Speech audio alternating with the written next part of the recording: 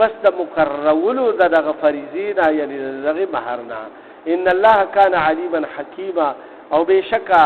چې الله پاک د هر چیز نه خبردار دی او حکمت والا دی ومن لم يستطع منكم طولا او څوک چې طاقت نه لري پتا سو کې دسو عین کې حل محسنات چې په نکاح کې راولي هغه آزادي خزي یعنی ډیر زیات غریب دی هغه لشر ضرور روپیم نشتا چې هغه نکاح کی المؤمنات چې مؤمنان خود سره نکاح کی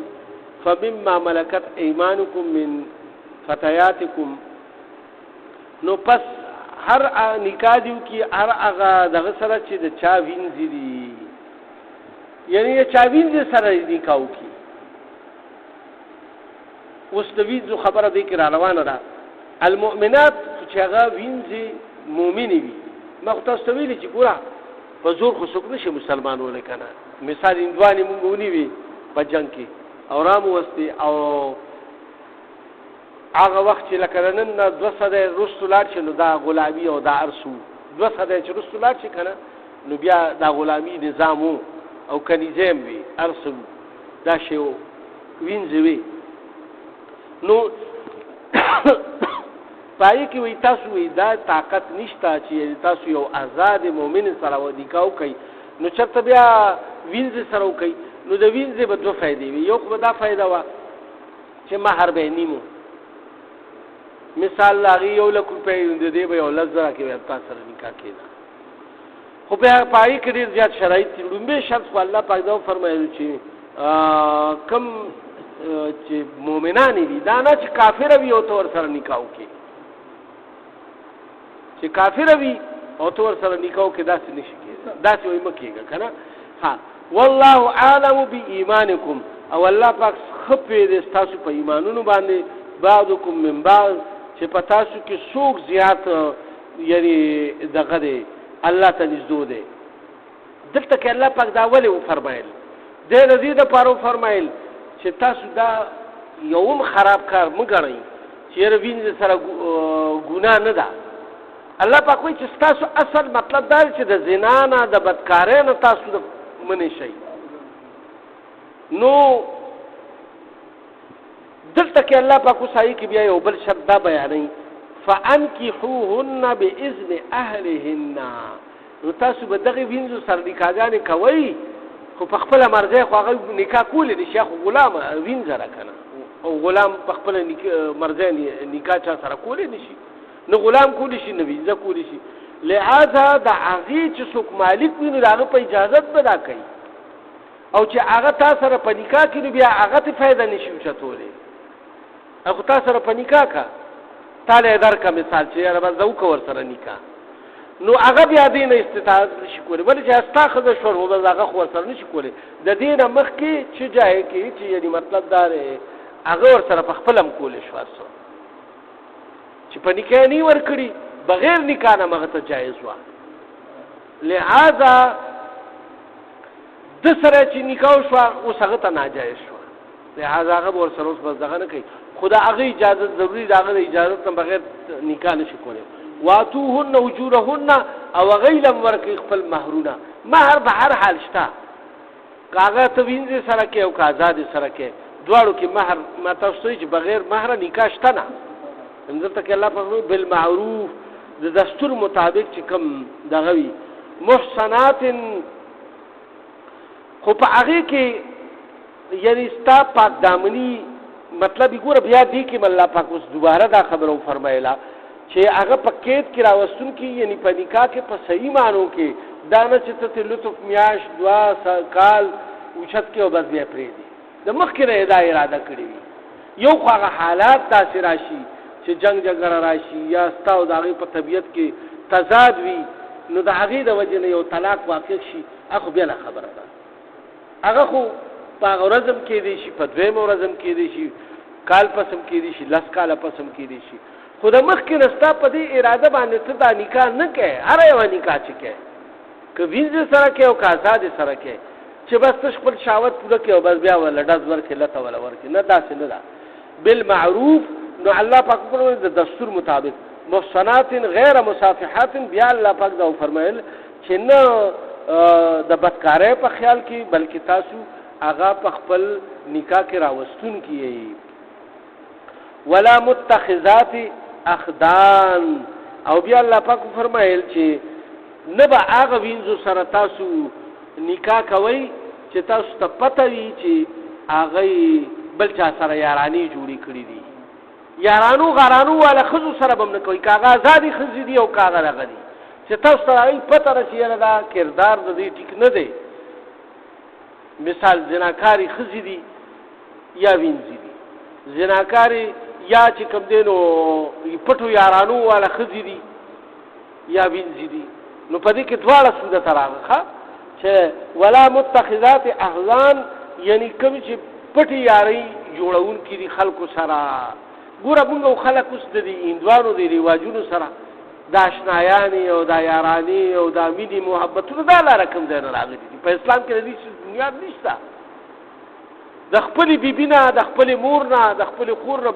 علاوه چاته کتې نه شي الله پاک دا حکم کړی چې تاسو په لار کې روان یئ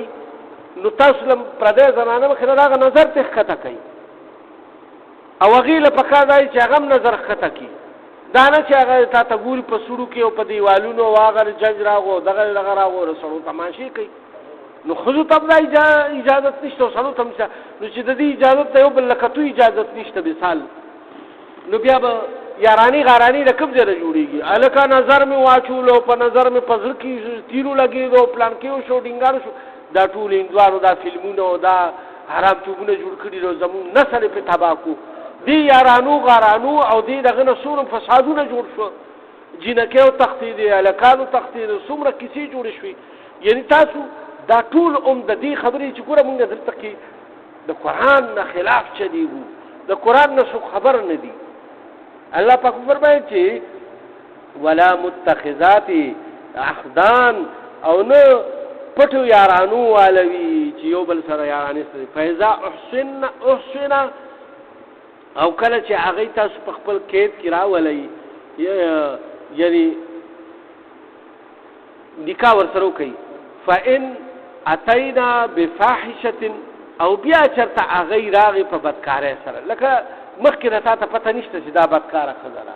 تا ورسره نکاح وکړه او بیا هغې بدکاري وکړه فعلیهن نصف ما علی المحصنات نو په هغې باندې به نیمه سزا وي د ښځو چې کومې ازادي ښځې دي د هغې په مناسبت سره به په دې وینځو باندې او په غلامانو باندې څه به وي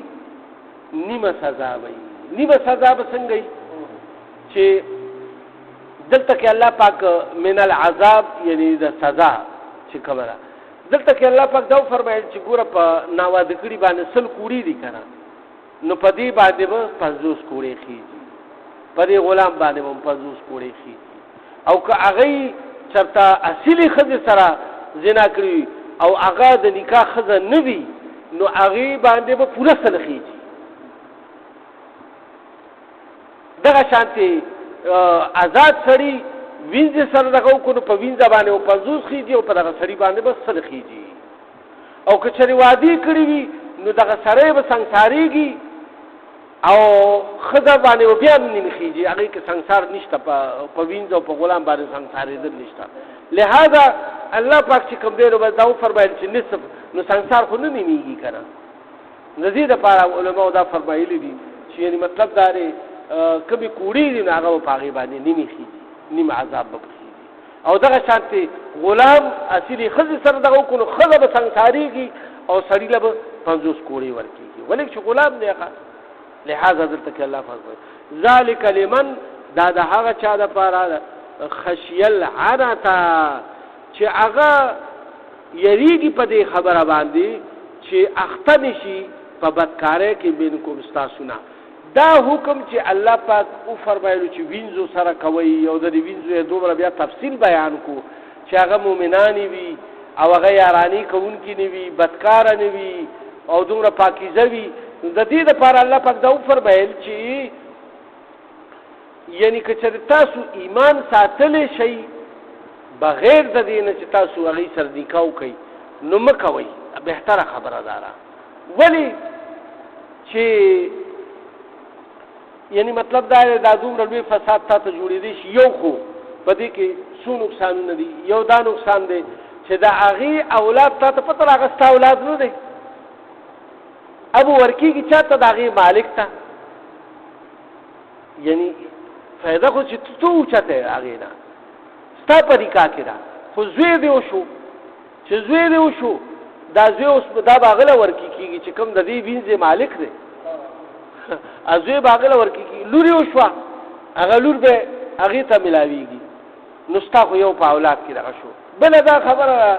چې صرف ته د خواهشاتو لپاره دا کار کوي لہذا الله پاک دا فرمایل چې یو بله خبره دا ده چې که چېرې هغه کتابیه وي مثال هغه عیسایانه وي که نه یا یهودانه وي نو هغې سره خو ستا نکاح کېږي خو لیکن چې هغه په صحیح معنو کې په خپل مذهب باندې چلیږي کافره نه وي الله سره شرک نه کوي